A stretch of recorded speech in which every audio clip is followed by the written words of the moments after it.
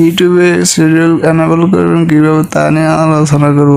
চলুন কথা না বাড়িয়ে মূল খবরে চলে যায়। আপনি আপনার ইউটিউবে অ্যাপটি ওপেন করুন। অ্যাপটি ওপেন করার পর নিচের দিকে দেখতে পাবেন আপনার মোবাইলে ক্লিক করুন। মোবাইলে ক্লিক করার পর উপরে দেখতে পাবেন সেটিং অপশানে ক্লিক করুন। সেটিং অপশানে ক্লিক করার পর নোটিফিকেশনে ক্লিক করুন। নোটিফিকেশন ক্লিক করার পর দেখতে পাবেন শিডিউল, এখানে অন করে দিবেন।